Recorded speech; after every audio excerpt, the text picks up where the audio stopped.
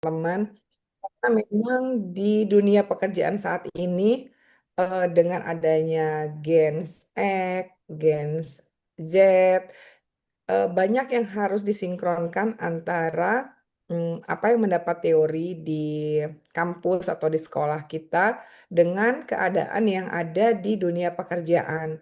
Sehingga saat interview di awal, kadang-kadang lost di situ gitu ya, karena teman-teman, Mhm. khususnya teman-teman mahasiswa, mahasiswi yang baru lulus ataupun yang sudah pernah bekerja dan akan mengambil langkah selanjutnya, kadang-kadang juga sulit apa namanya menerjemahkan apa yang dimaui oleh perusahaan-perusahaan yang membutuhkan.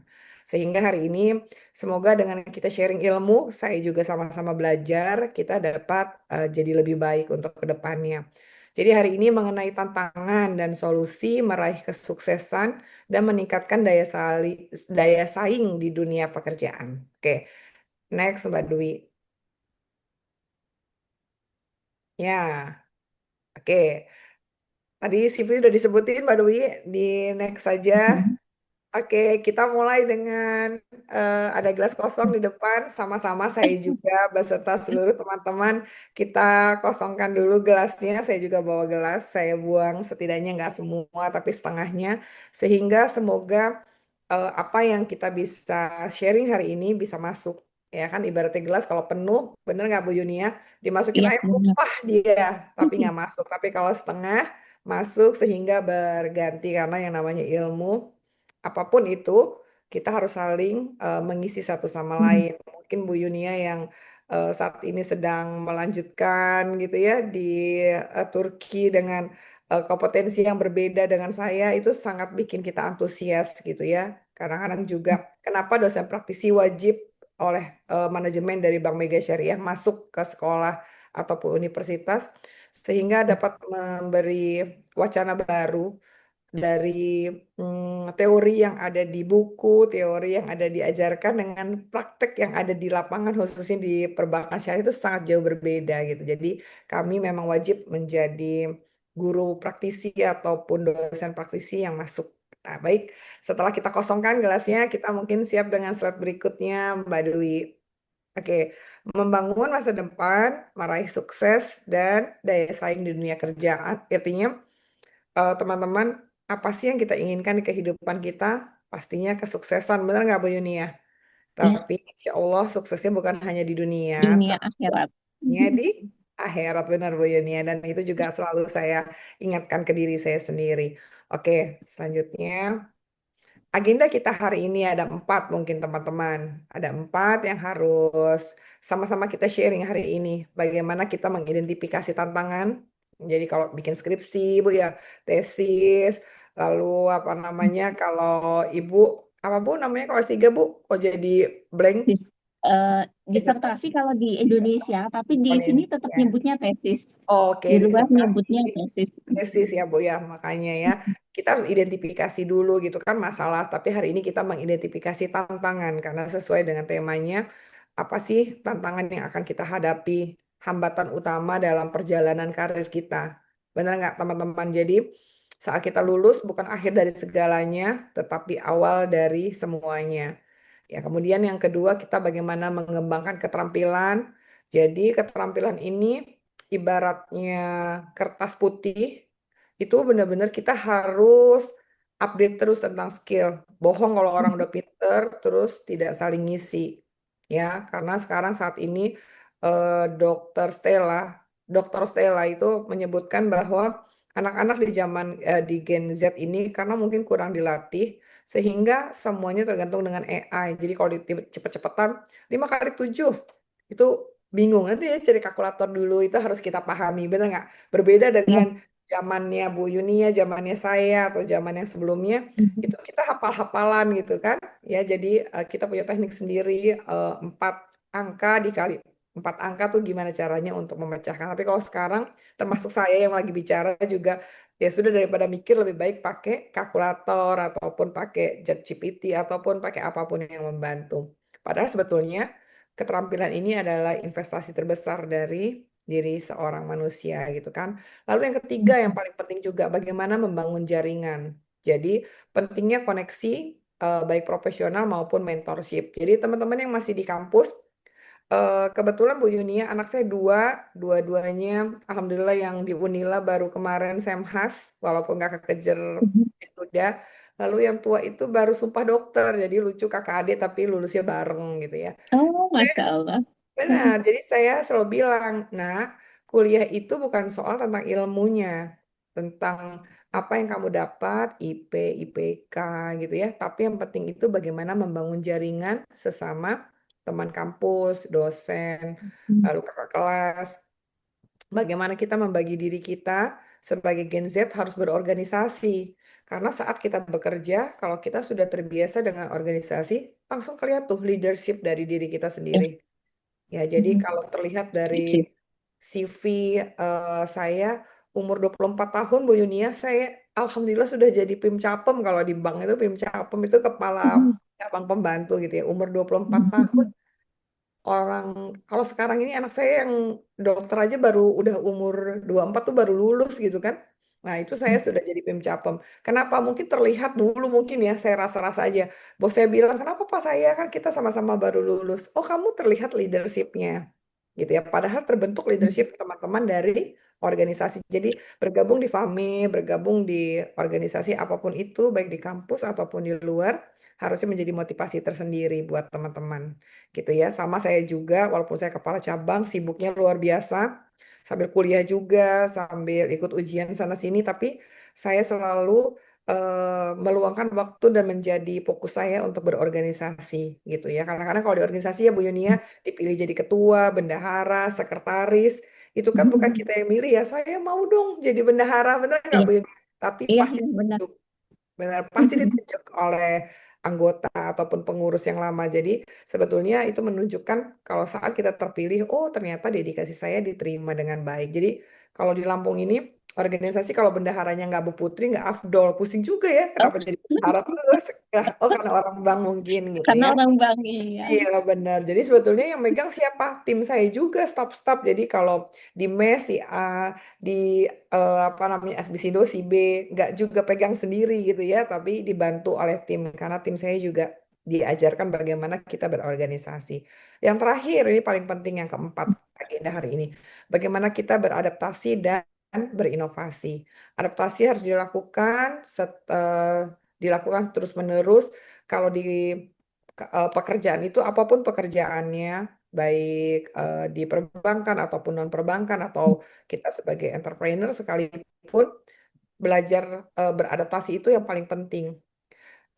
Pintar-pintar gitu ya, pintar-pintar melihat atasan kita, pintar-pintar melihat pekerjaan kita, pintar-pintar dengan lingkungan yang ada di sekitar kita.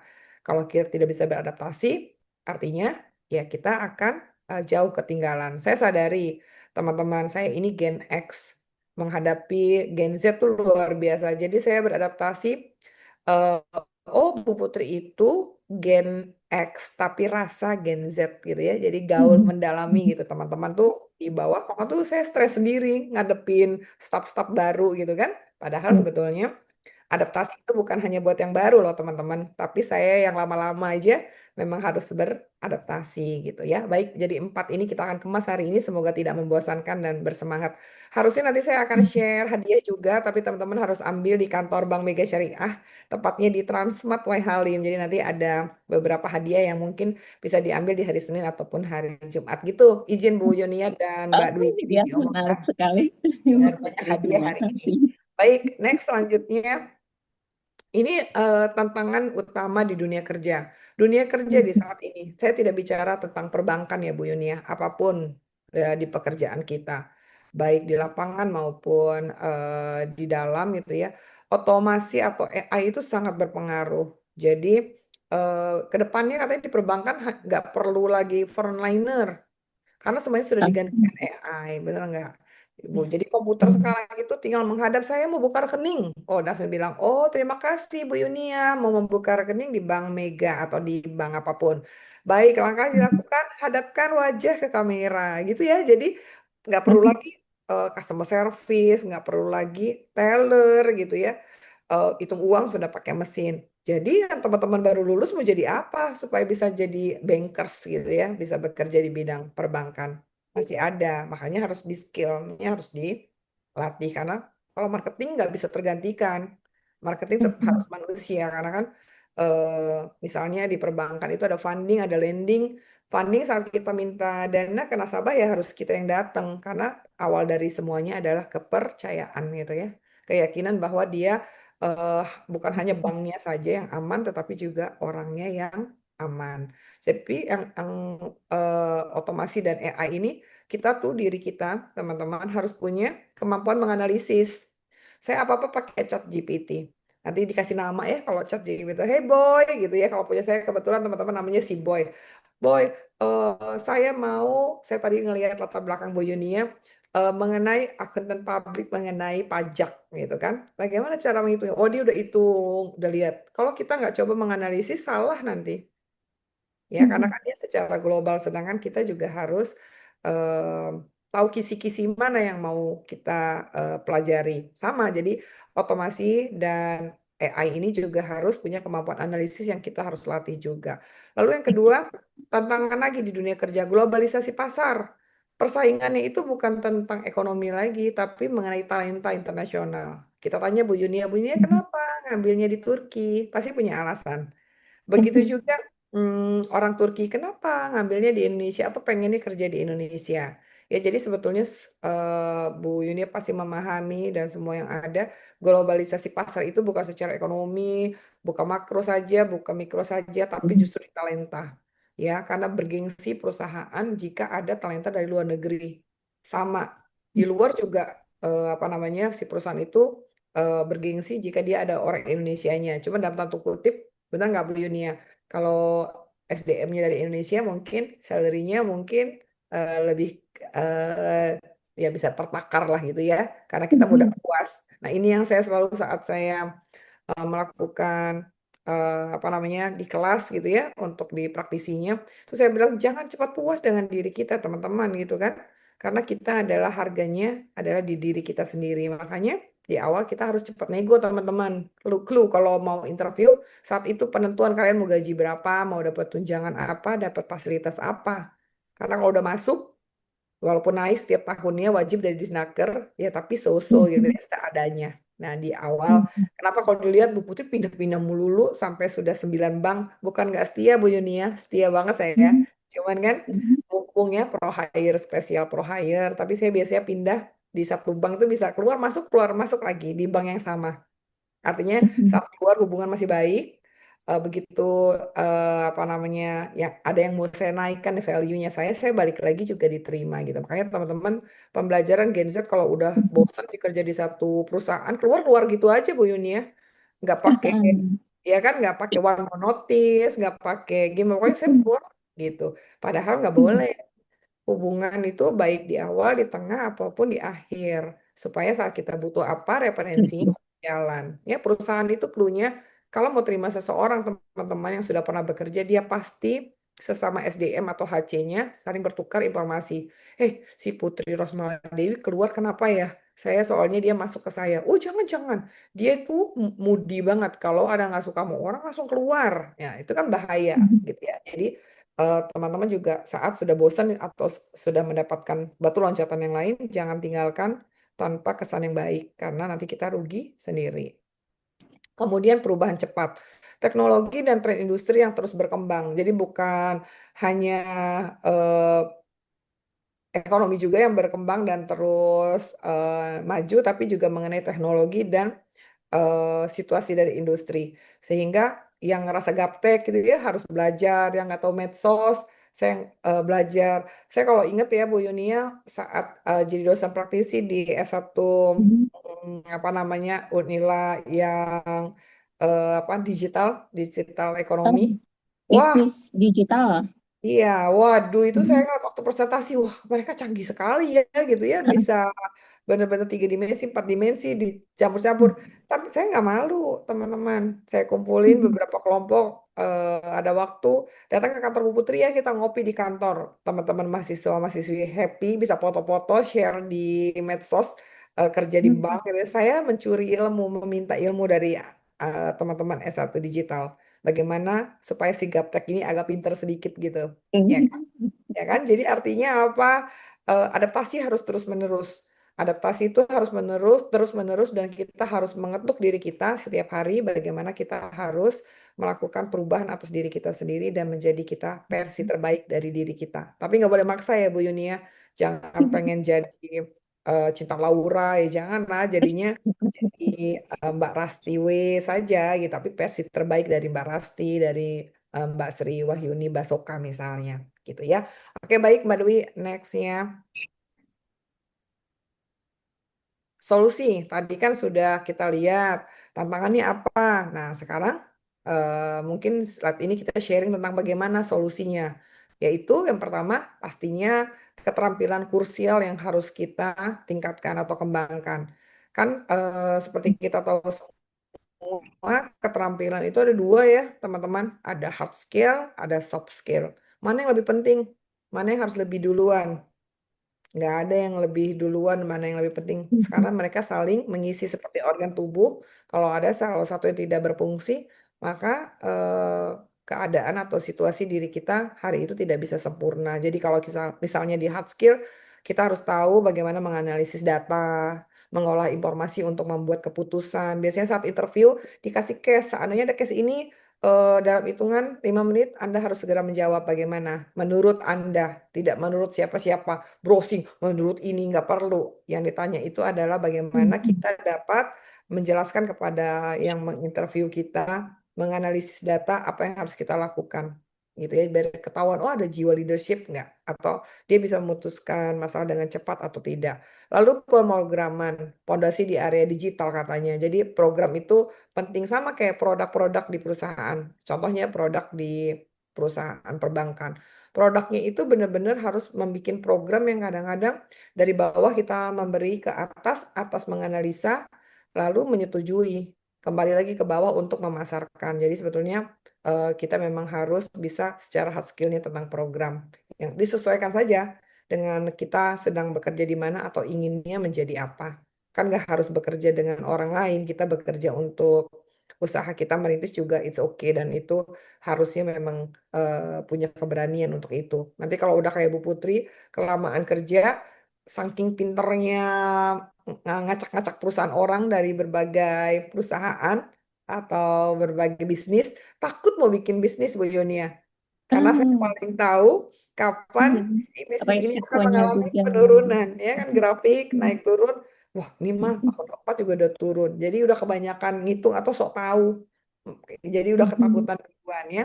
Lalu pemasaran digital ini juga penting. Jadi kadang-kadang pelatihan di mungkin Fahmi kalau misalnya nanti ada pelatihan digital, saya mau ikut Bu Yunia karena saya sangat antusias buat segala sesuatu yang berhubungan dengan digital. Mengakui ya kalau digital, kalau kita nggak mau belajar, saya gaptek judulnya gitu kan. Ketinggalan. Iya. Ketinggalan, gaptek banget gitu ya. Baik, yang selanjutnya si soft skill tadi.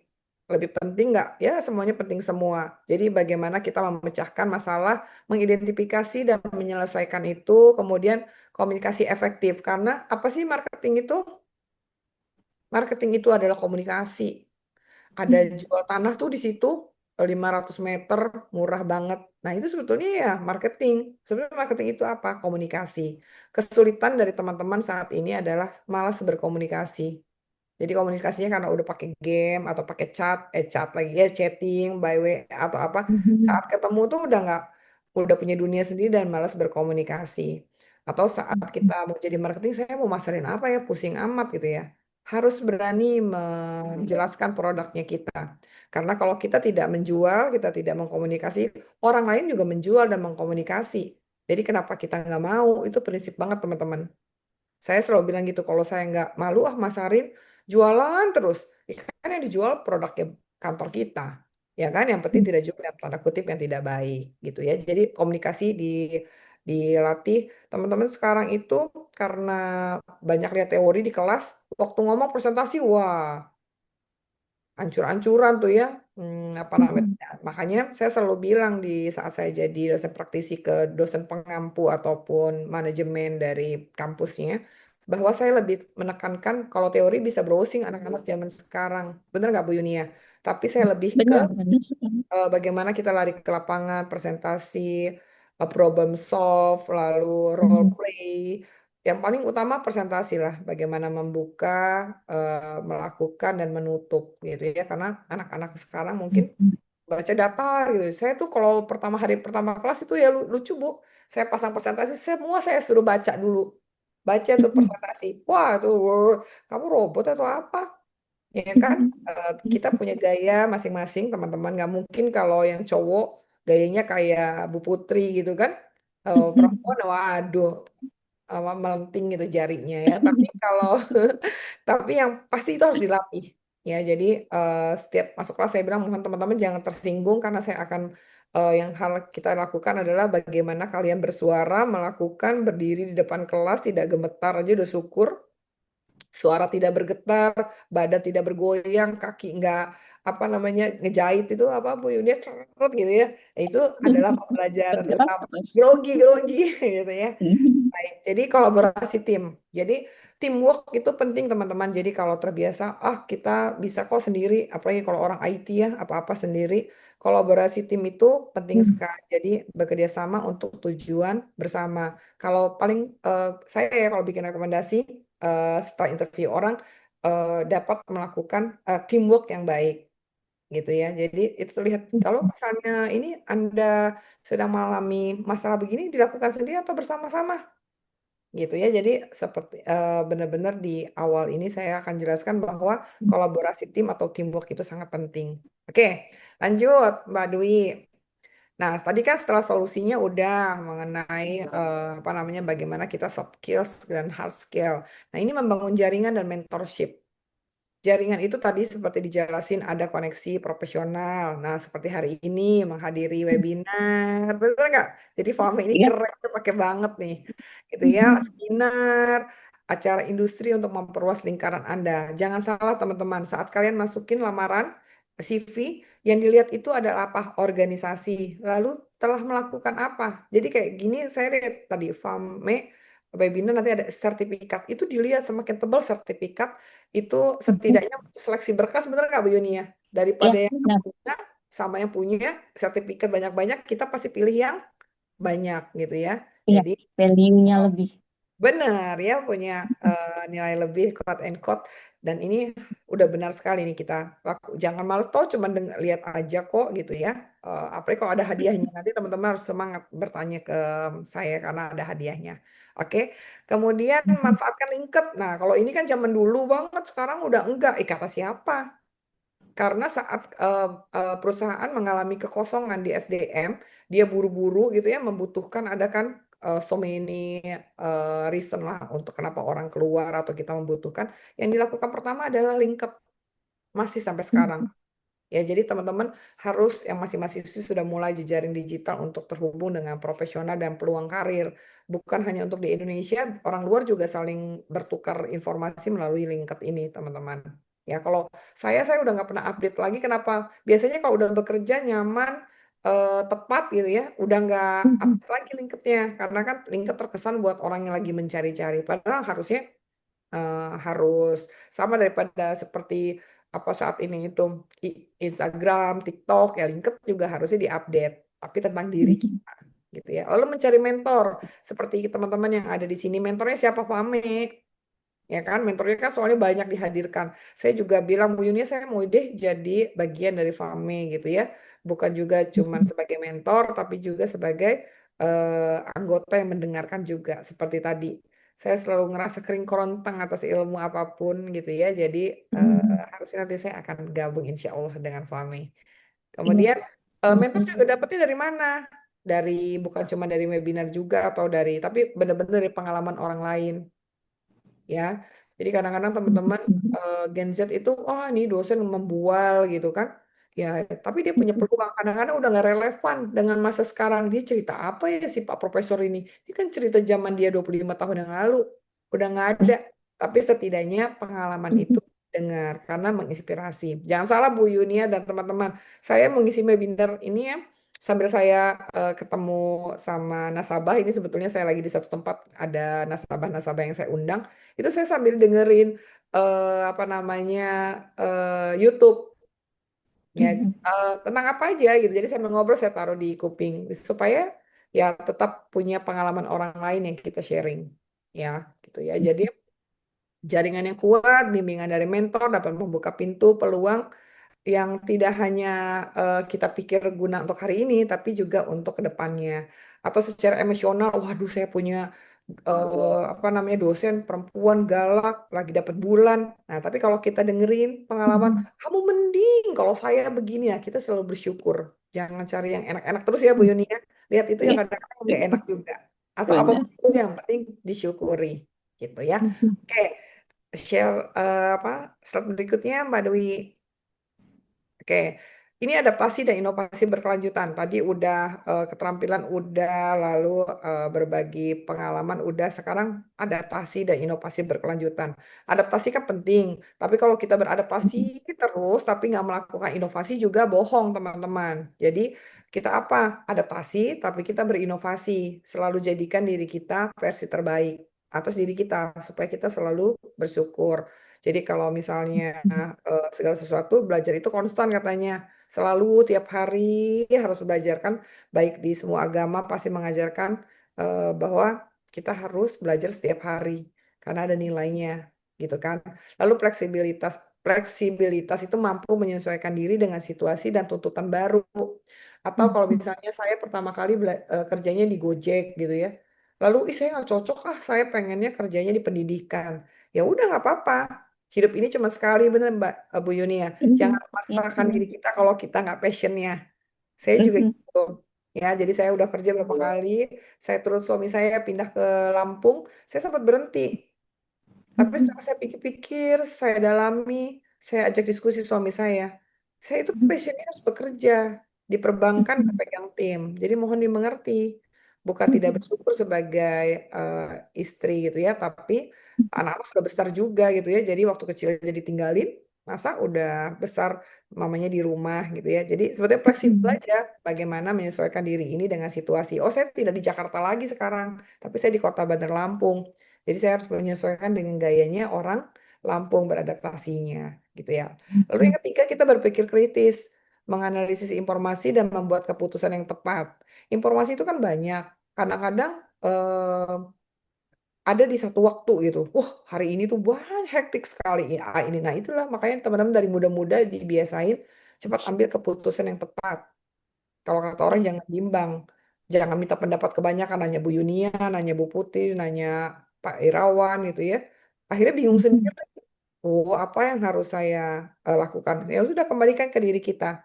Dilatih feelingnya kita harus buat keputusan apa gitu. Yang terakhir berani berinovasi. Kadang-kadang kata-katanya kenapa kalau berinovasi harus berani. Karena kalau kita nggak ngeberani-beraniin ya nggak berinovasi. Males pindah kerja, takut nggak bisa, takut ketemu bos galak, ketemu ke lingkungan yang happy-happy gitu ya. Nggak boleh teman-teman. Mumpung masih muda, langkahkan kaki kita, lebarkan sayap kita. Kalau masalah kita sulit atau capek atau lelah, memang di rumah juga lelah, ya bener nggak? Habis lulus kuliah dulu, waktu kuliah capek, kuliah melulu, capek nyusun skripsi, begitu udah lulus, capek di rumah nonton Korea. Artinya emang capek adalah my middle name gitu ya. Jadi ya udah nggak boleh capek. Jadi inovasi ini adalah kunci untuk tetap relevan dengan keadaan. Jadi proaktif dan kemauan untuk beradaptasi kita dapat mengubah tantangan menjadi peluang. Sekali lagi tuh, saya ulangi. Tantangan menjadi peluang.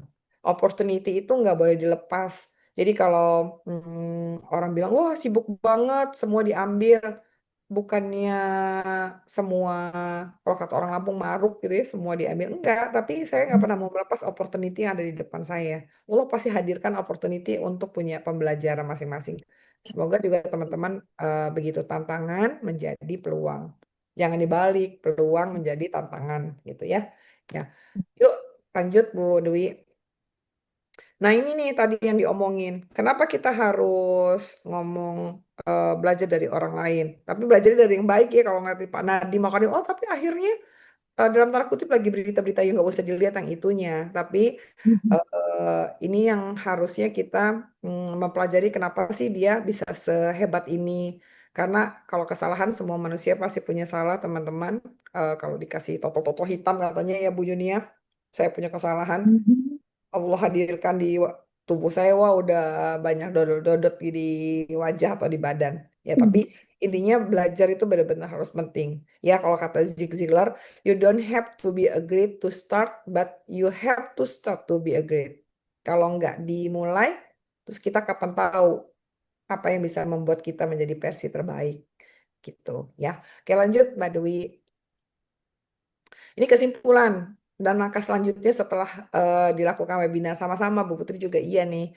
Ya, jadi meraih kesuksesan dan daya saing di dunia kerja modern membutuhkan kombinasi. Kombinasinya apa ya tadi? Ngembangin diri kita sendiri, menjadi versi terbaik, jaringan itu harus dibentuk karena nggak datang sendiri. Kalau kita nggak mau Mhm. kumpul-kumpul di rumah aja, memang punya jaringan ya enggak lah ya, itu aja gitu ya. Dan Mhm. beradaptasi. Adaptasi itu yang udah pinter nggak boleh kepinteran gitu ya, yang nggak Mhm. pinter juga nggak boleh nggak belajar, jadi sama-sama beradaptasi. Makanya setiap pagi saya kalau bangun tidur Bu Yuni ya, saya ambil gelas sambil saya pegang Bismillahirrahmanirrahim, saya kosongkan gelas saya hari ini setengah supaya saya bisa mendapat dari pembelajaran dari anak saya, dari mbak yang di rumah, dari staf saya yang beraneka ragam dan bentuknya, nasabah, atasan. Jadi itu adalah pembelajaran hari ini. Setelah saya kosongkan gelasnya, nanti malam kan penuh lagi. Benar nggak? Apa langkahnya? Identifikasi dua keterampilan baru yang Anda ingin kembangkan tahun ini. Ini mungkin bulan Juli, Agustus, September, Oktober, November, Desember. Ada 5 bulan lagi. Saya pengen apa ya sampai Desember? Oh, saya pengen kayak Bu Yunia, bisa ngitung pajak-pajak, bisa melihat eh, apa akuntansi walaupun sederhana, akuntansi rumahan. Ya udah, kan masih bisa browsing, masih bisa belajar Mhm. atau ikut webinar, betul nggak kayak hari ini Ya, gitu kan? setuju. Identifikasi dua saja keterampilan apa yang mau kita lakukan di tahun ini sebelum Desember berganti tahun. Semoga Allah masih ngasih umur panjang buat kita. Lalu jadwalkan satu sesi ngopi dengan mentor potensial bulan depan. Kan udah kebayang nih hari ini ngobrol-ngobrol sama Bu Putri. Oh bulan depan kayaknya saya mau ketemu si A deh. Kemarin dia menginspirasi dia bikin UMKM keripik gitu, keripik singkong. Nah, saya pengen deh ajakin dia ngopi-ngopi. Karena siapapun yang punya jiwa apa namanya mau belajar itu juga senang dia ajak orang lain mau belajar sama dia. Jadi sama-sama. Jadi jangan, waduh Mhm. kalau ngopi saya harus bayarin dia kopi dong. Enggak juga. Yang kita punya niat lah bulan depan mau ketemu siapa untuk menimba ilmu gitu ya. Kemudian aktiflah di komunitas profesional yang relevan dengan bidang Anda. Navame gitu ya. Atau misalnya oh saya di bidang passion, oh saya di bidang UMKM, oh saya ini pengen naik kelas UMKM, naik kelas biar bisa masuk perbankan. Ikut ada lagi komunitasnya untuk membuat laporan baik sehingga usaha saya Mhm. yang saya mulai dari saya sambil kuliah ini itu bisa bankable gitu ya. Bankable itu bisa membuat laporan keuangan yang baik gitu kan. Jadi mulailah hari ini teman-teman untuk membentuk masa depan karir Anda yang kita inginkan karena mimpi itu harus diraih bukan dimimpiin gitu ya. Jadi kalau kata Marie Forleo, saya kutip sedikit, success doesn't come from what you do occasionally, it's come from what you do consistently. Jadi konsisten. Kan kalau berteman aja nggak bisa kita bina kalau nggak konsisten. Hubungan rumah tangga, hubungan pacaran, ayo nggak boleh ya pacaran ya. Tapi kalau harus konsisten dijalanin biar tahu sifatnya ya. Karena Mhm. pasangan kita itu adalah investasi terlama dan ibadah kita terlama. Jangan salah pilih pasangan, makanya apa namanya di secara konsisten kita pelajari. Baik. Selanjutnya Mbak Dwi. Oke, sedikit saya tambahin nih keluar dari tema yang dikasih oleh Fame, growth mindset. Karena ini penting banget buat saya gitu ya. Percuma mau ngomongin apa aja A to Z tentang apapun kalau di diri kita itu nggak ada keinginan untuk growth mindset. Lihat di gambar tuh teman-teman. Kelihatan nggak di layar? Kelihatan ya? Mhm. Mhm. Kelihatan ya. Itu ada Iya, yang kelihatan. fix mindset itu digembok tuh di kepala kita tuh ada gemboknya lihat kan yang sebelah kiri merah-merah.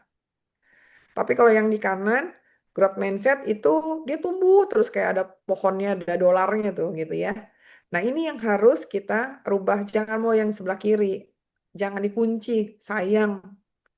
Kepala kita sayang kalau dikunci digembok gitu ya. Sedangkan kita harus tumbuh terus setiap harinya. Jadi harus punya rasa tahannya meningkat. Jadi jika kita gagal, punya peluang hari ini, belajar, buat lagi.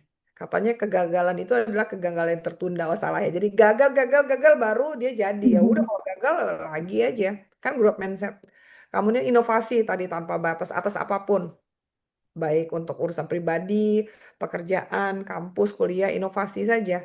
Kemudian ini tadi konsisten belajar. Yang terakhir, pencapaiannya lebih besar. Jadi kalau kita udah kerja di satu perusahaan, belajar lagi. Mau jadi bagian apa, naik tingkat terus jangan tidak berani ambil resiko.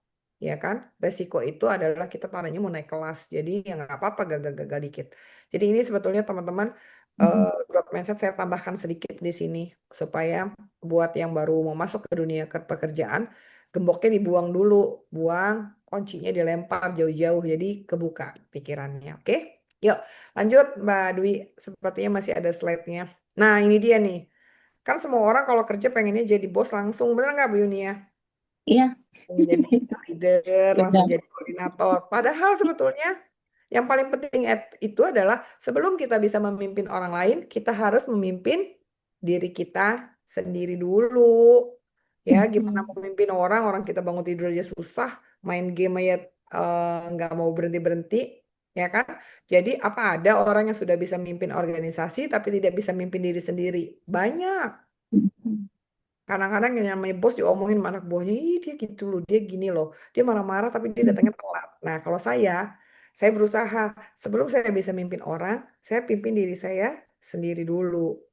Ya, jadi kalau misalnya maaf ya Bu, hari Sabtu, kalau saya udah ambil resiko, saya mau hari ini saya tahu sibuk sekali gitu ya. Tapi saya sudah bangun lebih pagi, saya urus semua gitu ya. Ini saya ada di satu hotel di Kota Lampung. Semuanya saya masuk, saya sampai eh, buka kamar gitu ya, buka kamar dalam hati positif supaya saat saya webinar saya bisa fokus karena saya buka kamar gitu ya. Artinya pasti saya keluar lagi gitu ya. Jadi sebetulnya itu adalah cara bagaimana memimpin orang kalau saya nggak tahu diri saya sendiri. Coba kalau saya nggak bisa mimpin ya udahlah kita tabrakin aja di restoran juga bisa berisik kan orang terganggu karena saya. Teman-teman juga ngerasa Bu Yunia, Mbak Dwi, ya teman-teman sini, nih orang niat nggak ya janji mau Mhm. jadi pengisi materi tapi berisik gitu. Gitu ya. Jadi teman-teman ini penting banget. Cobalah pimpin diri sendiri. Happy kok kita. Yang penting kan happy. Ya, happy. Tapi kita pimpin dulu diri kita sendiri baru bermimpi mau memimpin orang lain. Oke, sudah. Oke, terima kasih ya Bu Yunia dan Pak Dwi. Mungkin itu saja. Saya serahkan kembali ke Insya Allah, moderator. ya. Terima Iya. kasih. Ya, terima kasih Bu Putri. Ini memang eh, benar sekali ya, kayak relate ya kalau anak-anak zaman sekarang bilangnya ya relate memang.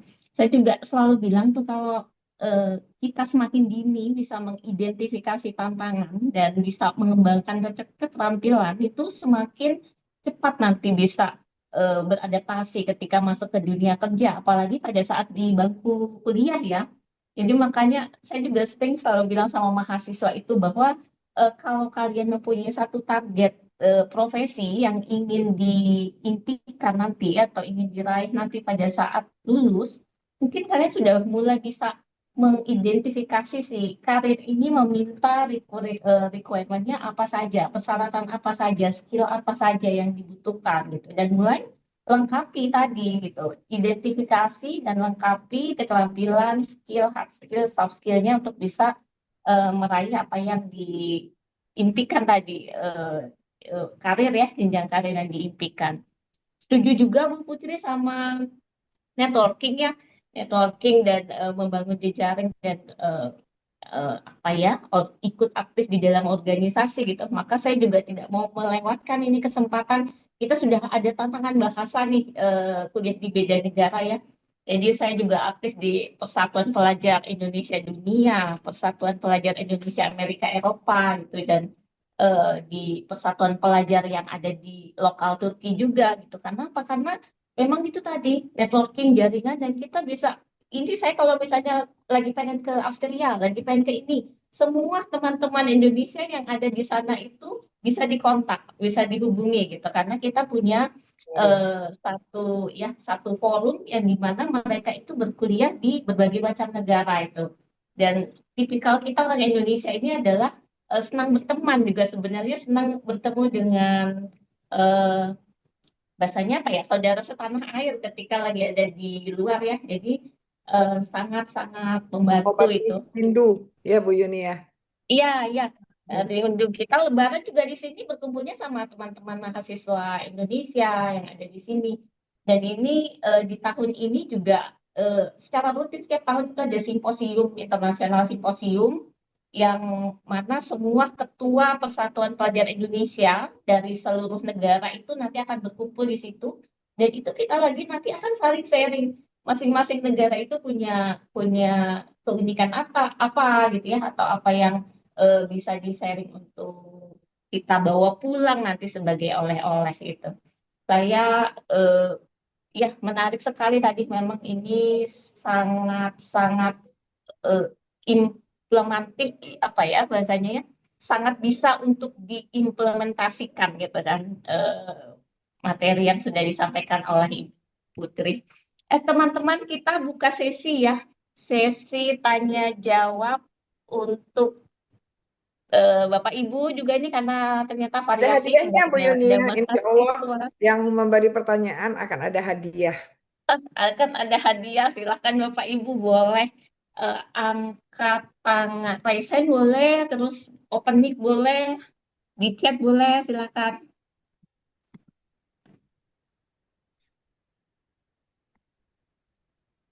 Kalau nggak nanti saya ini yang nanya nih. Ya, silakan yang bertanya insya Allah bisa hadir di Bank Mega Syariah untuk mengambil tumbler panas dingin. Ya, Iya, banyak ini hadiahnya nanti boleh dipilih.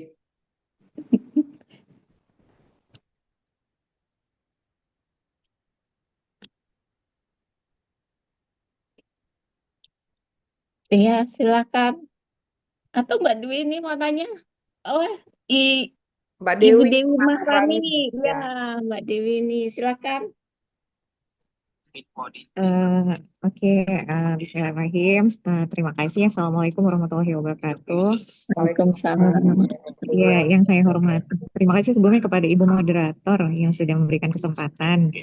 Dan saya akan menanyakan kepada Ibu narasumber yang terhormat itu, dari tadi saya juga menyimak, mendengarkan materi karena kebetulan sedang menghadiri seminar juga yang lainnya gitu. Nah, jadi Bu, terkait dengan fenomena yang sekarang pada saat ini yang kita ketahui bahwasanya kemudahan daripada penggunaan teknologi yang memungkinkan kita bisa banyak mengerjakan sesuatu hal pekerjaan, bahkan bisa memudahkan, dimisalkan penggunaan teknologi AI. So, nah, begitu halnya juga dengan kesempatan kerja, informasi yang bisa kita dapatkan itu kan sebenarnya cukup mudah. Namun dibarengi dengan tantangan. Tantangannya adalah besarnya persaingan, gitu kan, persaingan karena kemajuan teknologi diiringi dengan skill yang meningkat pula dari generasi ke generasinya sehingga merubah peradaban gitu. Jadi pertanyaan saya mungkin gini, kita ini di zaman yang penuh dengan kemajuan teknologi, banyak tuntutan yang harus dikerjakan dalam satu waktu.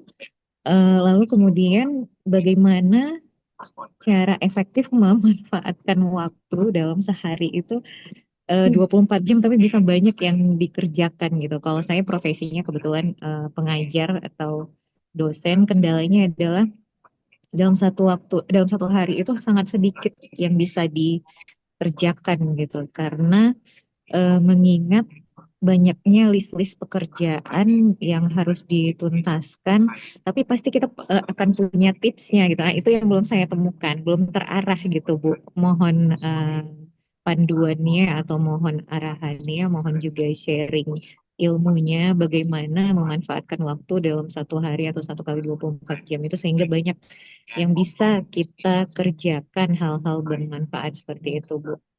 Terima kasih, Ibu. ya, terima kasih Mbak Dewi. Mau langsung Iya, dijawab atau bagaimana Bu? iya, boleh, boleh langsung dijawab tentang Ya, manajemen Boleh, waktu iya. ini, manajemen pengalamannya Ibu waktu, Putri. benar-benar. Mhm. Jadi terima kasih Mbak Dewi. Mungkin nanti hari Senin atau Jumat kalau jika ada waktu, balik lagi nih soal waktu. boleh hadir ke Bank Mega Syariah. Nanti ada PAC-nya namanya Ayu untuk ambil souvenir dari Bank Mega Syariah sesuai janji saya. Jadi Mbak Dewi, kalau ngomongin waktu ya, Bu Putri itu terkenal manusia 1000 janji satu hari. Dan saya tuh udah nggak pakai sekretaris yang nyatet lagi karena saya sudah terlalu banyak janji gitu ya. Tapi saya adalah penepat janji. Jadi bagaimana cara mengaturnya? Kembali tadi statement bahwa bagaimana kita bisa memimpin orang lain kalau kita tidak bisa memimpin diri kita sendiri. Salah satu alasan bagaimana kita memimpin diri kita sendiri adalah melalui bagaimana kita bisa memuaskan banyak orang. Ya, jadi hari ini kalau saya sebagai kepala bank dari kepala cabang dari bank, saya pengurus dari organisasi yang banyak sekali, lalu saya ibu dari anak-anak saya, lalu kemudian saya juga teman dari teman-teman saya, punya murid-murid di dosen praktisi saya, dan punya teman pengajian yang harus kita imbangi dunia akhirat. Itu adalah bagaimana memaksimalkan semua yang ada untuk menjadi satu kesatuan yang saling membutuhkan. Ya, contohnya kalau di pekerjaan itu delegasi pagi hari. Jadi saya harus apa yang bisa saya delegasikan ke tim saya delegasi. Jangan sampai hal yang utama saya sebagai pimpinan di kantor saya, anak saya itu kayak anak ayam hilang induknya. Jadi saya bisa ngurusin orang, tapi anak saya tuh keteter gitu ya. Karena kalau di perbankan kita slip satu hari atas target, loss itu targetnya. Ya, kita berpacu dengan waktu, berpacu dengan hari, berpacu dengan jam. Jadi kembali lagi kalau bagaimana cara mengatur waktu, yang tahu adalah diri kita, maksimalkan setiap opportunity, nggak boleh dibuang, tapi kita maintain kalau sudah janji harus terjadi dengan segala kecanggihan teknologi saat ini itu benar-benar kalau manusia atau saya sekretaris saya gitu ya udah nggak bisa mengimbangi janji yang ada di diri ini. Jadi yang ada itu memang saya dibantu oleh digital. Jadi reminder jam sekarang berani nolak. Jadi saat ketemu meeting di satu hal, saya sudah bilang dulu, Pak, Bu, tapi saya jam sini udah selesai ya. Jadi kita lebih ke efektif aja. Atau kalau dia lagi ngobrol panjang lebar, saya bilang, Bu, maaf Pak, saya potong karena waktu saya sudah tinggal sekian. Jadi kita harus closing. Kan wajib closing kalau di bank gitu ya. Harus ada penutup, harus jadi deal, harus membongkar apa yang menjadi apa namanya nyamanan dari nasabah untuk segera closing. Jadi menurut saya Mbak Dewi, bagaimana cara mengaturnya itu adalah bagaimana kita bisa memaintain diri kita untuk tadi ya gitu ya, mengatur semuanya tanpa kita harus menghilangkan opportunity di depan kita. Mungkin itu sih Mbak Dewi. Caranya adalah bantuan. Biasanya kita udah terbiasa juga. Saya harus apa? Harus berani nolak. Oh, saya jam 1 udah harus keluar ya dari sholat zuhur. Saya udah harus pergi. Waktu ngobrol orang yang ngarung ngidul gitu ya. Saya akan cut. Pak, maaf. Kita ke titik persoalannya karena saya jam segini saya udah harus geser karena saya ada Zoom yang harus saya hadirkan gitu. Jadi yang pasti waktu itu selalu kurang kalau kita tidak bisa maintain, tapi waktu itu bisa kita maksimalkan jika kita memang bisa mengkoordinir segala sesuatunya untuk jalan. Gitu Mbak Dewi. Terima kasih ya. Iya, ya benar. Memang eh, biasanya juga setiap hari kita pagi-pagi sudah punya list to do hari ini apa gitu ya, Bu Putri. Jadi eh, target kita adalah menceklis itu setiap list apa yang harus kita lakukan untuk menjadi Apalagi kalau di perbankan tuh kayak dokter. Begitu saya turun dari ruangan saya, wah, kok banyak nasabahnya Bu pada mau ketemu Ibu. Wah, gap deh udah turun. Kalau nggak ketemu sombong, mereka udah nungguin. Kita kan nggak ada janji. Iya bukit saya juga nggak ada janji, tapi nggak mau pulang orangnya nungguin di banking hall. iya, Akhirnya, waduh, dokter buka praktek deh. Ya kadang-kadang iya. kalau rumah nggak bisa bayar angsuran, usaha macet, punya masalah keluarga kan jadi dokter, dokter kejiwaan, dokter cinta, dokter segala deh, gitu kan. Nah, Iya, itu kan jadi ke transfer itu ya janji Mbak masalah-masalah Dewi. orang Iya benar Bu Yun jadi ya. pikiran Itu yang kita merusak juga. si manusia 1000 janji ini nggak bisa geser Ya. kan. Nah kalau kayak gitu saya bilang mohon Bapak saya dengar ini nomor telepon saya kita janjian by WA. Kita kalau mau ngomong panjang lebar tapi setidaknya ini nomor WA saya kita janjian di tempat lain. Tapi kalau hari ini saya cuma bisa sedikit saja kasih clue. Yang penting saya udah kenalan sama Bapak. Oke berikutnya nanti saya kasih WA saya kita janjian. Jadi opportunity saya terpenuhi, tapi saya tahu saya punya janji di tempat lain. Lalu saya tuh pasti orangnya Bu, Pak, saya gatal sedikit ya, ini ada masalah sedikit di kantor. Jadi saya agak gatal sedikit, tapi nggak pernah lebih dari 15 menit. Gitu. Sama Oh Mbak iya. Dewi, sama Bu Yunia. Saya ini kan orang bank ya, tapi begitu ketemu nasabah, calon debitur, dia yang telat duluan sama saya hanya tunggu 15 menit. Kalau lewat 5 menit saya pergi. Kenapa? Gajian awal aja lagi mau rayu-rayu saya mau ambil kredit, dia telat, apalagi nanti bayar angsuran, ya kan? Jadi eh, itu jadi ya memang saya juga gitu, saya nggak suka orang nunggu, saya juga nggak suka nunggu orang. Dan itu saya Ya. biasakan gitu. Walaupun sorry ya saya tinggal karena kamu telat 15 menit. Iya padahal ini macet atau apa. Ya kan yang macet bukan cuman ya istilahnya kita bisa pantau-pantau lah gitu ya. Mhm. Iya, Baik. nah itu butuh skill khusus itu, Ya, butuh skill dan latihan khusus. Kita tipikalnya kan nggak enakan ya, nggak enakan iya. untuk misalnya men-stop gitu kan ya, kita duluan ya atau apa seperti itu ya, kita kadang menunggu Nah itu dua-duanya dia Bu, selesai. kalau saya Mhm. biasakan ke semuanya berani nolak, nggak boleh janji-janji Mhm. karena orang bank itu ya kata kata saya itu pengaruhnya besar buat usaha dia. Tidak kata Iya. saya pengaruh juga, artinya dia cari bank lain. Jangan ya, Mhm. gimana ya Bu Yunia? Saya pikir-pikir deh, kayaknya ya sepertinya bisa. Nah itu bahaya tuh kalau orang bank begitu. Kalau saya bisa-bisa nggak? Mhm. Enggak. Hari itu saya Iya. langsung bilang, bisa lanjut, enggak, Ya, sorry gitu. ya dia bisa mengambil langkah selanjutnya ya, nggak. Ya, Tapi itu ada butuh yang jam, butuh ada yang pengalaman juga itu ya Bu ya, butuh jam terbang juga ya Bu ya. Iya, butuh skill dan dilatih. benar. Tapi Baik. kadang-kadang terkendala gini Mbak Dewi, orang pikir saya galak kalau belum kenal. Ngomongnya Iya, ceplos, galak, dan saya bilang, sorry Pak, sebenarnya maaf, maaf Pak. Tapi karena saya yang tahu diri saya, kan tadi saya bisa mimpin orang, saya pimpin dulu diri saya. Saya ngejauh banget dari kata galak, tegas, apalagi sombong ya. Biasanya kadang-kadang, kan nggak ada janji sama saya gitu. Tapi depan orang, Bapak nggak ada janji sama saya. Tapi kalau sapam yang memberitahu ke nasabah, nasabah bilang, sombongnya ini orang, kayak cuman dia yang orang bank gitu ya. Tapi kalau saya hadapi sendiri, Bapak nggak. Ya, kalau dia lihat saya, hilang dia. Nggak mungkin ini orang sombong. Tapi kan itulah kelebihan perempuan Mbak Dewi. Coba kalau laki-laki, Pak Muhammad gitu, ngomong kayak saya, wah ya kan, kelebihan perempuan kan, Bapak nggak ada janji. Ini nomor saya di depan lain. Ya, Iya, iya. baik Bu. Iya, baik Ibu. Ini ada lagi yang raise hand, Pak Wedi terima Prasetyo. kasih Ibu. Ya, Silakan. Iya, sama-sama. sama-sama Ibu Dewi. Tunggu di Mega Syariah ya, ambil souvenir. Mm-mm. Pak Wedi Prasetyo, silakan Pak. Oke, terima kasih Mbak Moderator, Mbak Yunia, dan selamat pagi menjelang siang Bu Putri. Ya, Menarik sekali Bu Putri untuk meminit waktu itu memang kadang-kadang untuk laki-laki memang beda Bu Putri.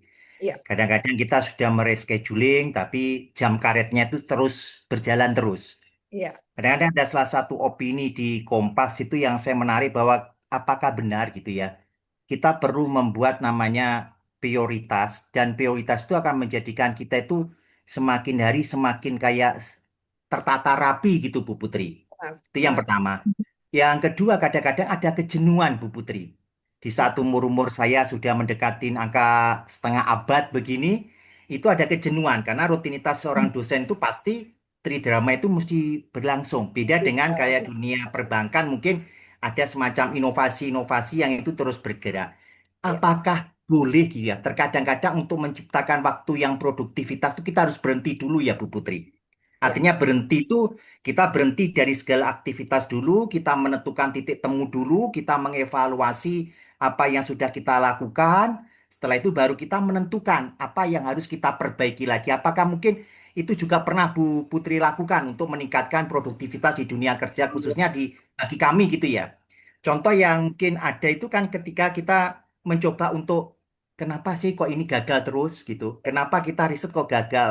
Lah, ya, apakah hal seperti ini harusnya bisa kita lalui dengan kita itu berhenti untuk bisa menjadi produktivitas? Itu ya, yang kedua, Bu Putri. Yang ketiga, apakah kalau laki-laki itu faktor usia apa juga mempengaruhi ya, Bu Putri? Mohon izin saya. ya, Tanggung ya, jawab faktor usia itu apakah karena kemarin ada yang menarik Bu Putri. Saya tadi mengikuti di ya, Kompas tanggal 18 Juli kemarin ya, itu ada yang menganalisis bahwa usia itu juga mempengaruhi di dalam kita itu memberikan solusi, ya, juga memberikan, mohon maaf ya, emosi kita juga berbeda, ya, kreativitas kita dalam membangun apa, misalnya menjadi sesuatu yang baru untuk pengambilan keputusan. Kadang kita juga kebanyakan kalau kita di usia sudah hampir mendekati setengah abad itu inginnya tuh mencari yang jalan pintas gitu Bu Tri. Untuk kembali lagi ke era-era tanggal usia-usia yang tanggal-tanggal 20, tanggal-tanggal 30 dulu itu kayaknya kita butuh effort kembali. Itu Ya, bagaimana menggali potensi yang usia-usia yang sudah mendekati setengah abad itu kembali lagi ke masa-masa SMA. Mohon maaf ya Bu Putri. ya, Ada salah satu perbankan itu, saya sebut aja ya Bu Putri, ya. Bank Syariah Indonesia itu kan menganjurkan seluruh branchnya, stafnya itu menggunakan baju-baju kayak SMA Bu Putri. Hmm. Kemarin tuh saya lihat itu Kaos, branch, pakai ya kaos, brand, jas. ya itu. Apakah itu juga untuk meningkatkan produktivitas ya Bu? Mohon izin saya, mohon izin. Karena saya kan dekat dengan salah satu branch gitu, BSI itu saya lihat di dalam apa outbound-nya itu kok menggunakan seragam-seragam kayak begitu. Apakah itu menjadikan suatu motivasi kita untuk kembali lagi ke era-era SMA itu ya Bu Putri? Mohon izin saya. Saya Baik, Wedi Pak. Bu Putri, Ya, dosen terima dari kasih, Fakultas Ekonomi dan Bisnis Universitas Jember Bu Putri. Jember. Salam saya dari FAME Jawa Timur Bu Putri. Ya, Alhamdulillah saya dikasih amanah jadi wakil ketua umumnya. Terima ya, kasih Bu Putri. terima Salam kasih. saya Bu Putri. Ya, baik. Saya langsung jawab Bu Yunia, izin ya Mbak Dwi ya. Iya, iya, Salam silakan kenal Ibu Pak Putri. Wendy Prasetyo. Saya lagi baca sambil dengerin pertanyaan Bapak. Saya lagi baca apa namanya abstraknya Pak Wendy nih. Ya, salam kenal sekali lagi. Pak Wendy sangat menarik 3 poin. Yang Pak Wendy sebutkan itu ada di diri saya sendiri semua, Pak Wendy. Yang pertama tadi, kita harus bikin apa? Kita harus bisa tegas, Pak. Apalagi nggak perempuan, nggak laki-laki, terutama saya perempuan. Harus tegas tadi.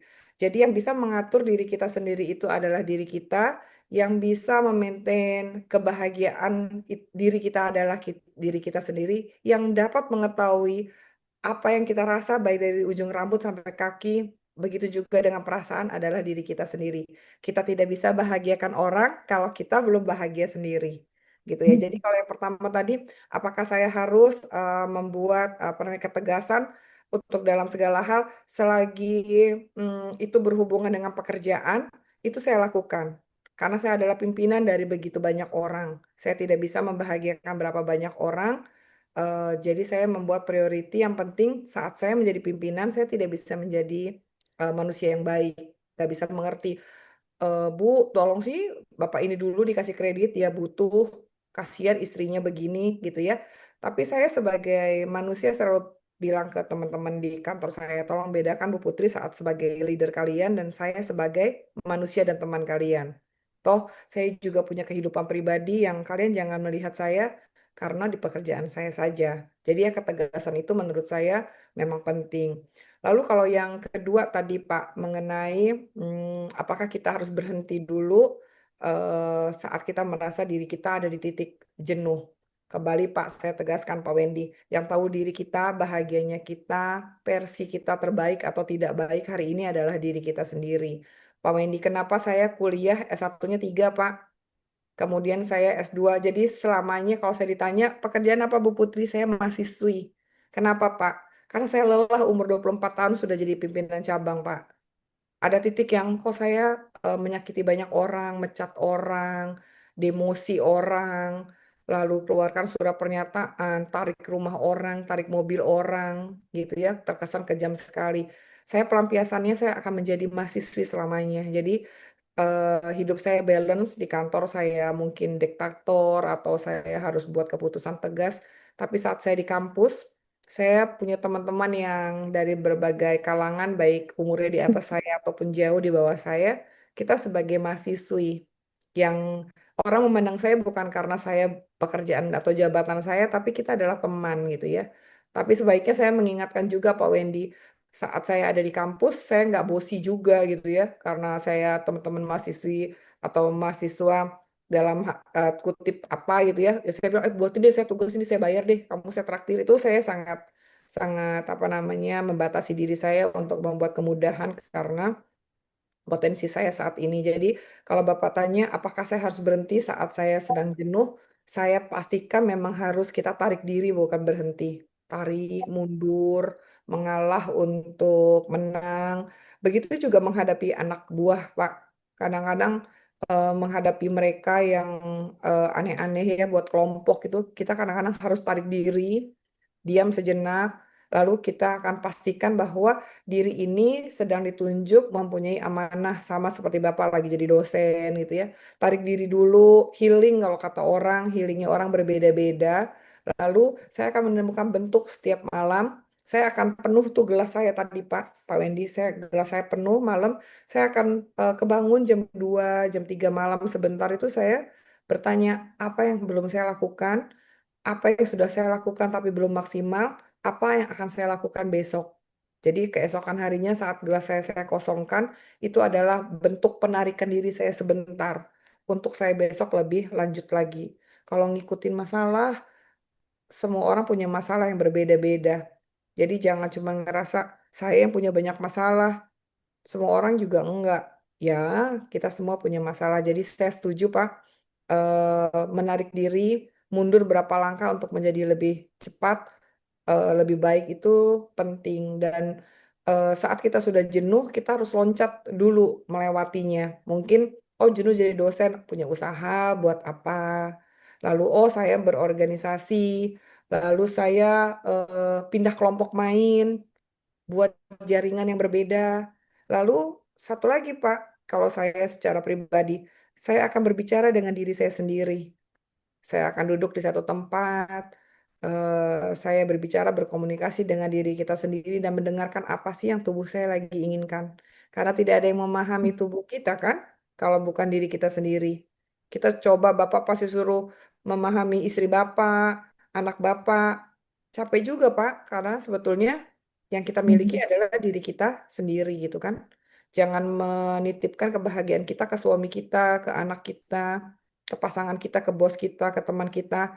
Tapi yang punya kewajiban membahagiakan diri kita itu adalah diri kita sendiri. Kalau pencapaian sesuatu diukur dengan uang, ada saatnya nanti akan tiba saatnya uang itu bukan segalanya, justru bikin kita tidak bahagia. Jadi itu setuju saya untuk kita tarik diri. Lalu yang terakhir Pak, di usia sudah jelita, jelang 50 tahun gitu kan. Ya kan, saya juga Pak, usia saya 46 tahun tahun ini. Kalau orang bilang, Bu Putri nggak kelihatan. Karena saya kan tadi itu, saya Gen X, rasa Gen Z. Nah, jadi kalau saya memperkenalkan diri saya di kelas, halo teman-teman Gen Z, jangan sedih. Saya memang Gen X, saya lahir tahun 1977. Tapi kalau mau diadu Gen Z, saya lebih Gen Z loh dari kalian. Itu anak-anak juga pada bengong, maksudnya apa ibu ini? Ya udah gitu kan, saya ikutin. Jadi kalau ada yang nyeleneh-nyeleneh, itu sama saya panggil di depan.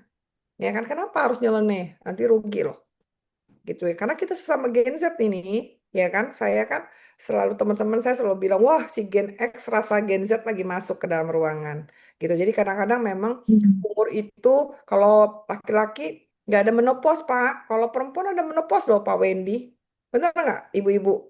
Ya kan, itu lebih lagi emosinya tuh, dan kita sedihnya itu suka minta orang lain memahami kita. Ngapain? Suami saya itu loh udah tahu saya lagi begini. Dia cuek banget. Soalnya gimana dia memahami kita, Bu Yunia?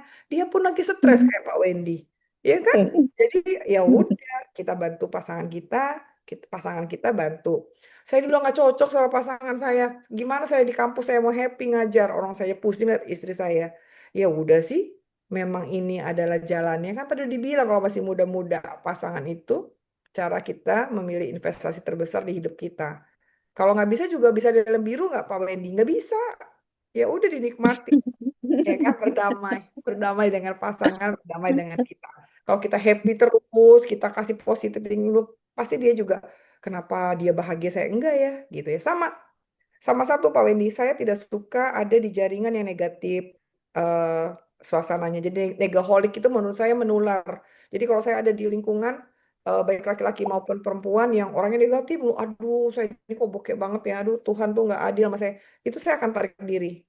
Karena itu penyakit negaholic. Terus kalau kita ngeluh, terus orang kasih duit Bu Yunia saya nih lo begini. Ini enggak, cuma paling-paling dalam hati, capek deh, lu aja pusing, gue juga. Gitu kan. Jadi sebetulnya umur 50 itu memang sensitif dalam segala hal, tapi kita bangkitkan seolah-olah kita teman SMA lagi. Ya, jadi saya kenapa kalau hari Kamis Jumat itu pakai jeans, pakai smart casual, pakai sepatu cat, dan itu diwajibkan supaya apa Bu? Supaya benar-benar merasakan kita di usia-usia saat kita pakai sepatu kets. Padahal kalau Mhm. perempuan kan lucu banget nggak sih? Gitu ya, apalagi di dunia perbankan. Saya bilang kita nggak lucu teman-teman kalau kita nih ya 50 orang pakai sepatu kets semua. Jangan ada yang Mhm. pakai heel, ada yang enggak. Ayo, hari Jumat kita pakai sepatu kets semua, pakai celana jeans, celana kain, pokoknya bener-bener santai. Yang penting ada kerahnya gitu ya, yang penting tetap Mhm. dilihat. Tapi memang benar-benar harus mengendalikan diri kita itu, tidak ada yang memahami diri kita terakhir selain diri kita sendiri. Gitu, Pak Wendy. Terima kasih. Iya, terima kasih. Ya. Jadi kita itu Kalau yang ini tahu jauh di memahami. Jatim saya ngirimnya nanti boleh di-share nomornya ke Mbak Dwi. Nanti Sudah. saya kirim ke Jatim. Pasti suka deh sama souvenir yang saya kasih buat Bapak. Terima kasih Bu Putri. Cuma saya butuh curhat Bu Putri ya. Ya, Memang dunia perbankan itu berbeda Bu Putri dengan dunia akademisi. iya, Ketika saya dulu masuk di sebelum di apa akademisi jadi perbankan tuh memang ada semacam tips gitu yang membuat jiwa atau passion kita itu berubah Bu Putri. Kayak Bu Putri sama kita tahunnya 1977 ya. Tapi iya, beda. Artinya kecepatan rasa rasa apa kita menghadapin person to person mahasiswa itu membuat apa ya? Kita kadang-kadang harus menjadikan sebuah contoh gitu loh Bu Putri. iya. Kita nggak Oh, bisa ngomong beda. si A dengan si B, tapi mahasiswa tidak memahami itu. Lah, konsep-konsep seperti itulah yang saya sering kali dapatkan dari teman-teman di perbankan gitu untuk menjadikan inspirasi yang inspiratif, terutama berkaitan dengan bagaimana menyiapkan mahasiswa itu kan untuk bisa siap di dalam menyiapkan terutama mental. Sekarang apalagi mental sekarang kan mental orientasinya kan hanya ke materi saja. Iya, Artinya orang berhasil itu materi. Sehingga ketika kita melihat, oh di sana kerja di perbankan sana itu materinya besar sehingga berlomba-lomba di sana. Pada proses itu kan harus kita tarik lagi ke dalam jiwa kita. Mampu nggak passion kita untuk seperti itu, Bu Putri? Lah, iya, ini yang saya kadang-kadang pengen curhat lagi. Apakah di dalam aspek tadi yang sampaikan Bu Putri itu, jiwa itu memang tertanam di dalam pendidikan ketika Bu Putri masih kecil? Mohon izin ya saya. Karena beda Bu Putri. Orang kalau jiwanya itu didik sejak kecil di dalam keluarga yang itu semi militer, yang itu memberikan kebebasan itu akan tertanam. Apakah saya mau tanya, apakah jiwa yang tertanam Bu Putri dari awal menceritakan tentang bagaimana Putri memanage suatu, Bu Putri bisa menjadikan sebuah leader, menjadikan sebuah, mohon maaf ya, inspirasi gitu. Apakah itu memang dari kecil atau Bu Putri melakukan pendidikan-pendidikan kayak, mohon izin ya, kayak semacam kayak apa ya kursus-kursus yang itu berkaitan dengan public speaking atau public apa ya environment atau mungkin berkaitan dengan cara-cara kita mengelola orang apa itu atau itu memang berangkat dari gennya Bu Putri ketika masih kecil dididik seperti itu gitu. Mohon izin saya. Terima kasih paham, Bu paham Putri. Pak Wendy ini bagus sekali dan dari tadi saya senyum-senyum. Bapak Ibu kalau tahu latar belakang saya itu sangat berbeda. Dua orang yang sangat berbeda. Saat saya masih kecil dan saya menjelang saya dewasa dan sampai sekarang. Saya itu ekstrovert sekali, Bapak Ibu, Pak Wendy terutama. Saya itu anak bungsu dari 4 saudara. Bapak ibu saya sibuk sekali, kontraktor yang khusus membuka jalan lahan baru ke hutan-hutan Sulawesi, Kalimantan, Lampung, Sumatera.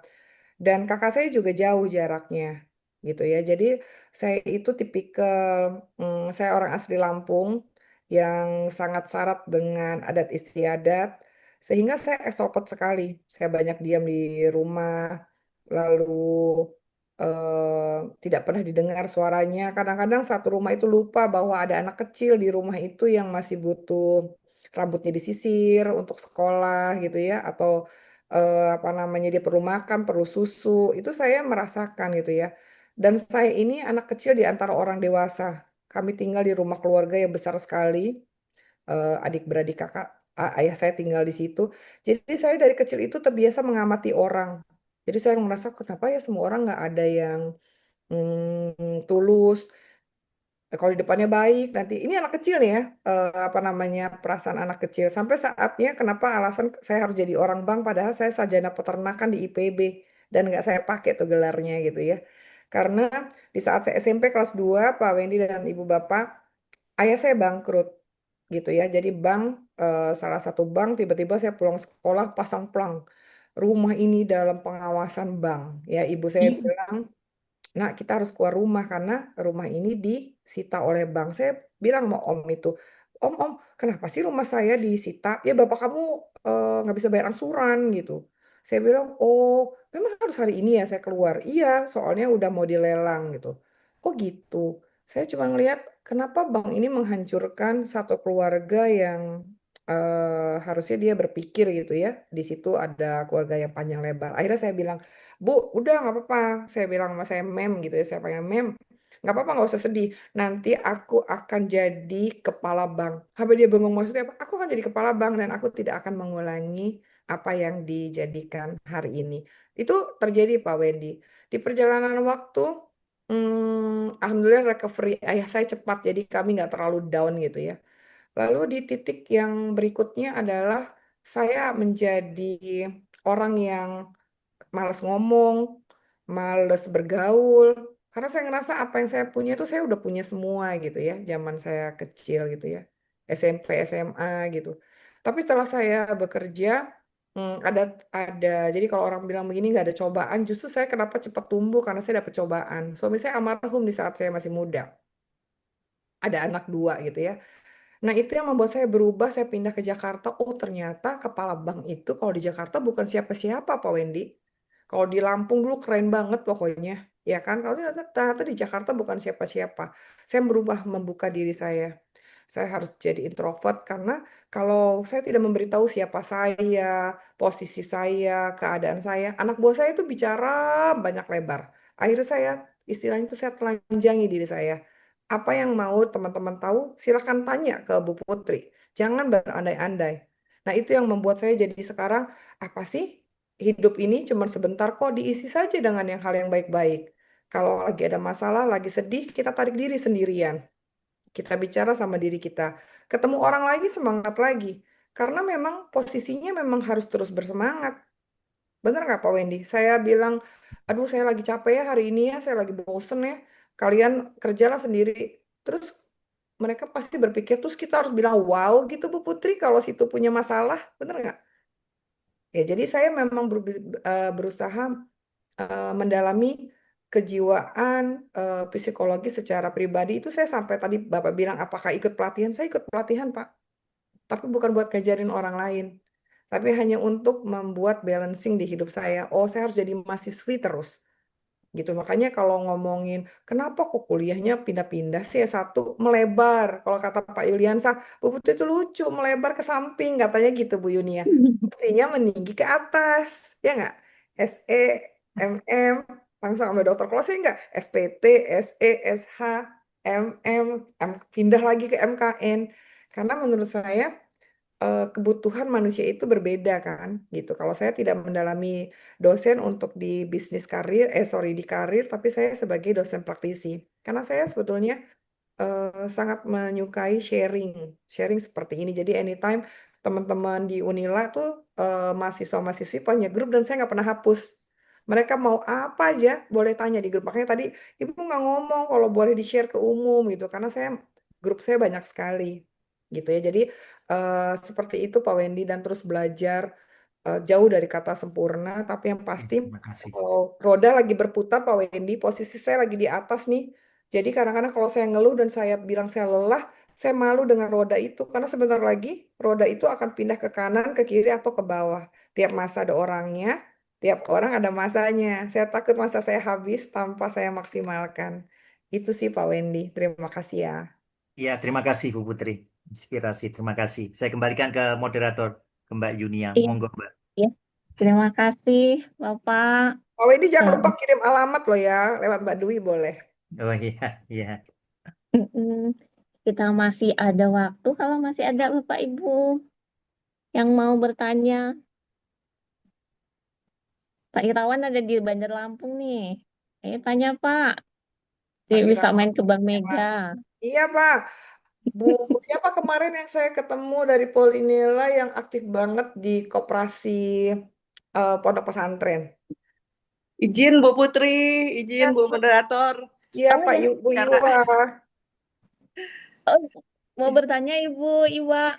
nah, Ibu Iwa TJ, oke. Makasih Bu sayang.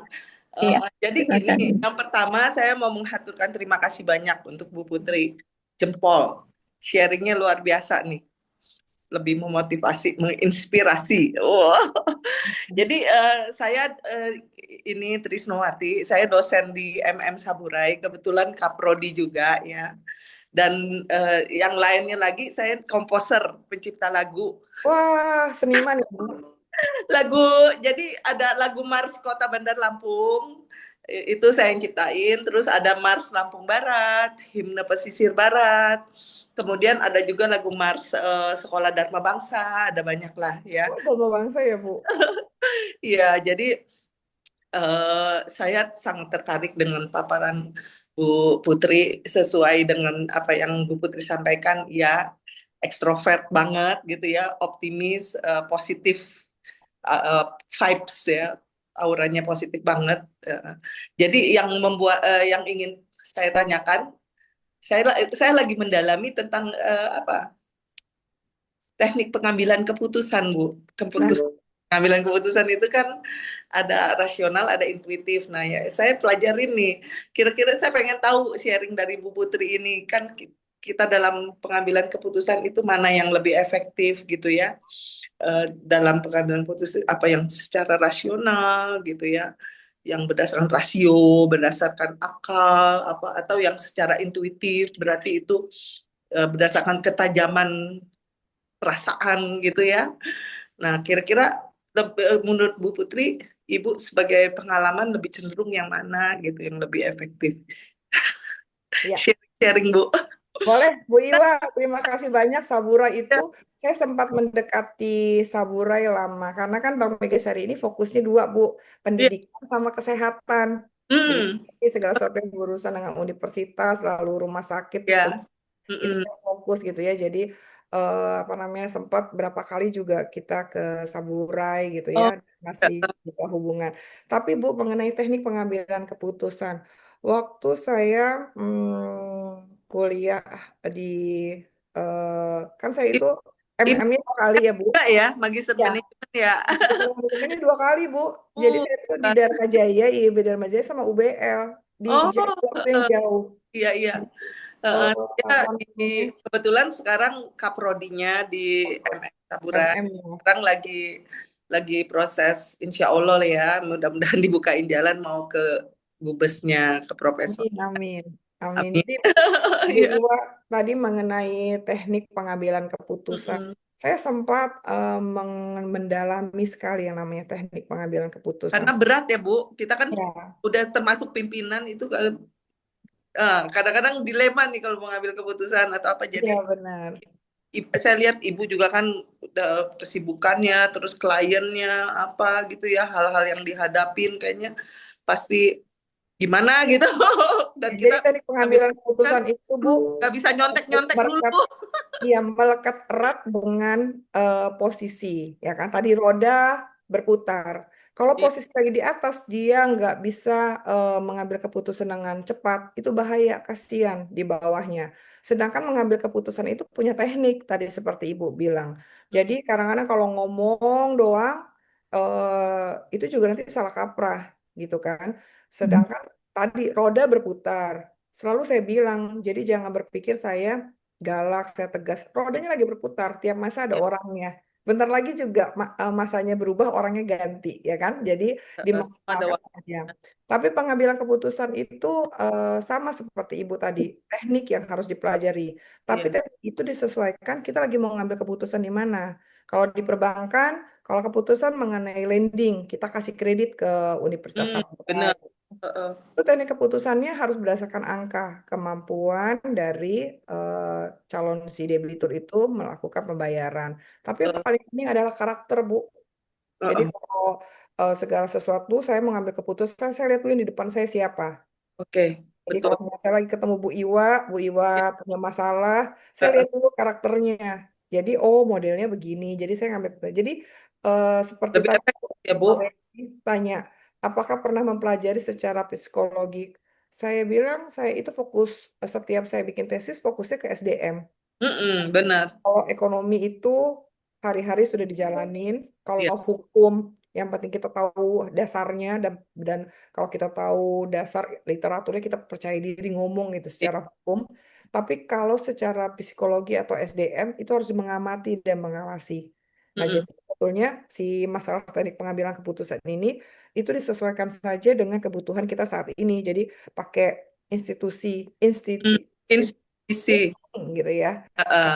Pakai Pakai insting juga tekniknya. ya kan. Kemudian kalau misalnya segala sesuatu yang bertaut dengan keadaan atau situasi yang nggak pakai insting atau intuisi, kita pakai secara rasional gitu kan. Benar. Rasionalnya itu terjadi apa sebab akibat. Karena Mm, keputusan itu kita ambil untuk menyelesaikan suatu sebab dari akibat gitu kan. Jadi ya. kembali juga itu. Lalu kalau untuk sesuatu yang abstrak gitu ya. Nah, hmm, itu berarti. kalau misalnya saya baru pindah di Oh, PC-nya bubar gitu ya, dipindah iya. buat aksi, demosi atau apapun, itu saya Hmm. pakai analisis SWOT, Bu. Oh, pakai analisis SWOT ya. Sama Jadi untuk kehidupan juga. eh, lebih ke akal juga ya, ke Iya. rasional ya. Karena kalau Betul. analisis SWOT itu kan udah langsung bisa kebaca. Udah Benar. kuantitatifnya udah ada ininya ya. Benar. Jadi Good.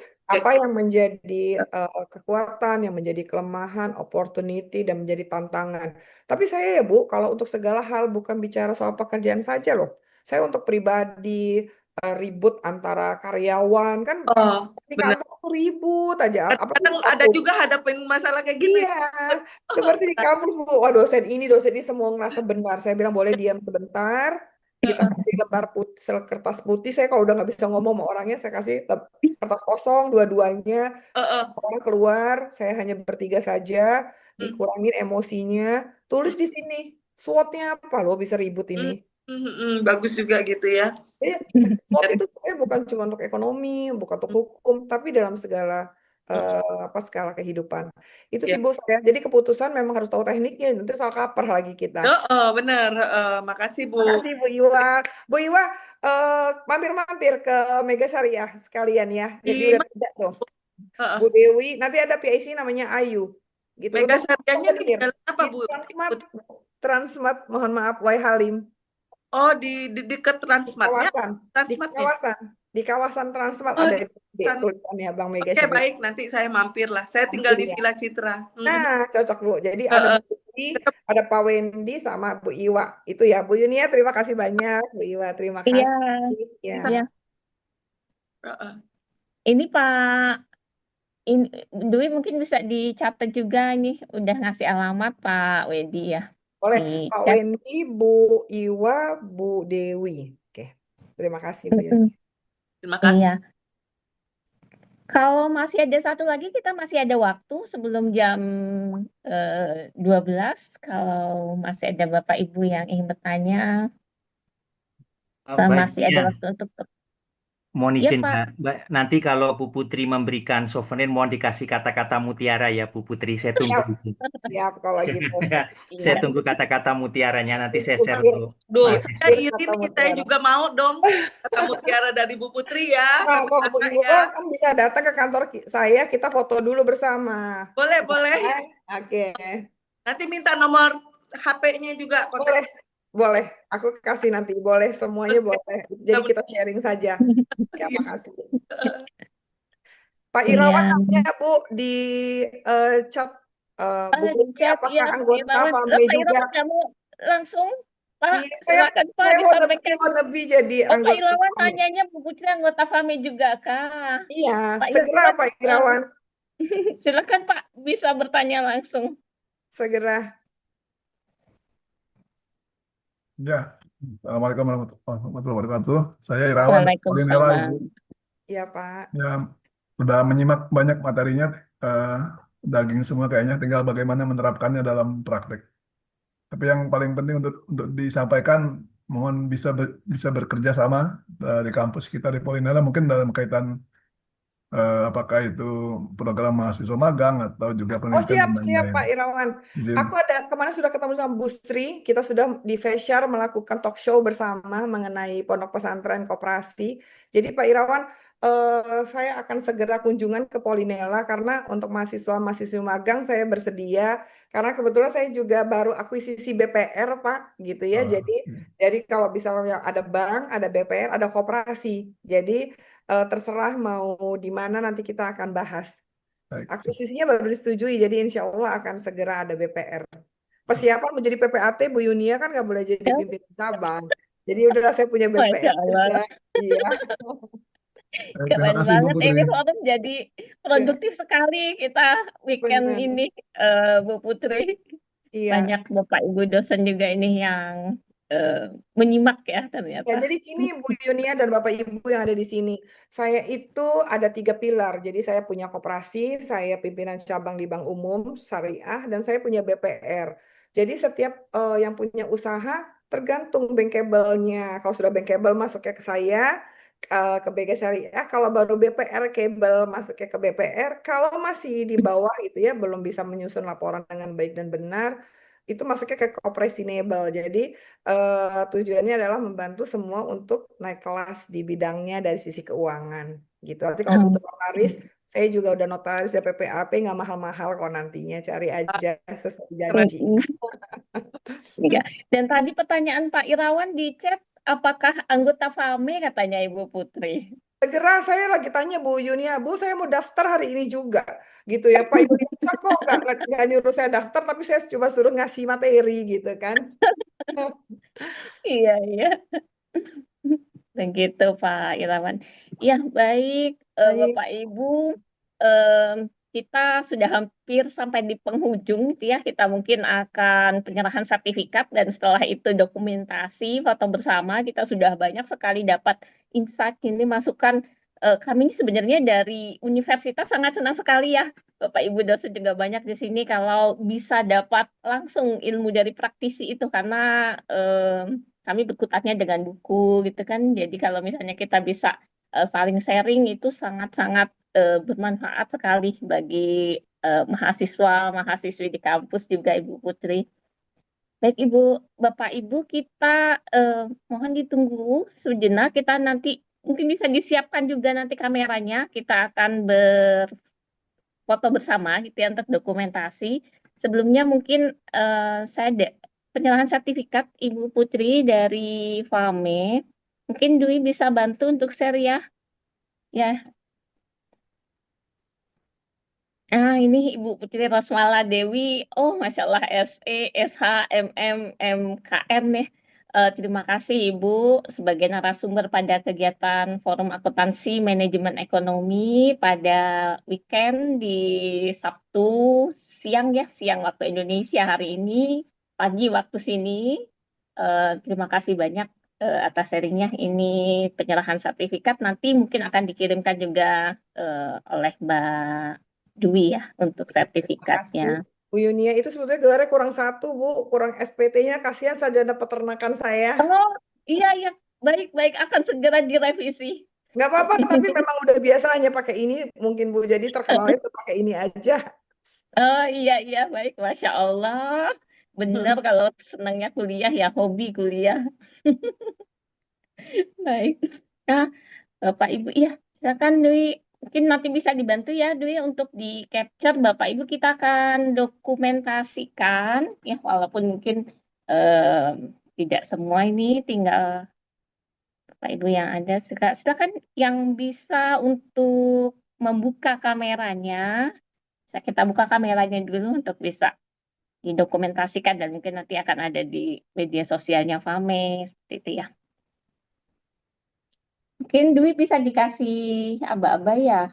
Mbak Dwi nanti di tag ya aku di Instagram ya namanya lengkap kok Putri Rosmala Dewi. Oh, Oh siap, iya, Ibu. nanti saya add juga. Ya, terima kasih. Saya add friend. Ya, untuk Bapak Ibu bisa dibuka dulu kameranya.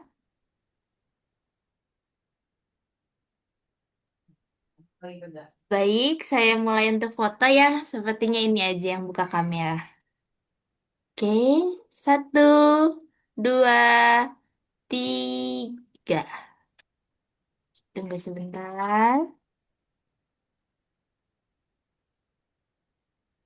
Sekali lagi ya kita fotonya ya. Oke, satu, dua, tiga. Oke.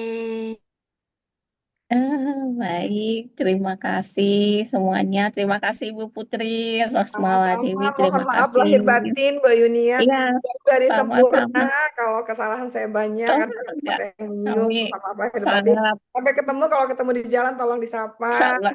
Ya, Kita bisa siap jawab Bu Putri. banyak hal. Heeh. Iya. Insya Allah nanti ketemu di Lampung. Bapak Ibu, terima kasih semuanya yang sudah bergabung ya di forum ini. Mm-mm. Jangan lupa nomor kontak Bu Putri. Oh, Pak Irawan minta nomor kontak Ibu Putri. Mungkin nanti bisa Mbak Dwi akan kirim. Aku share ya Oh sekarang iya, ini di-share Pak. 10, 2. Berapa nomornya? Ini aku share. Di chat. Di Oh, chat. 0812 1027 1977. Ya. Iya Bu Iwa. Siap. Heeh. Ini WhatsApp juga toh? Mm-mm. Ya, WhatsApp dan telepon Bu. Oke, siap. Heeh. Oke. Terima kasih Bu Putri. Saya Terima pamit kasih ya. Bapak Ya, Ibu makasih Saya semua. pamit. Terima kasih Bu Amin. Putri. Selamat pagi. Iya. Assalamualaikum. Bye. Assalamualaikum. Waalaikumsalam. Sampai ketemu. Tuh. Zoom dulu. Bapak di mana? Habis ya, kelihatan habis. Halo.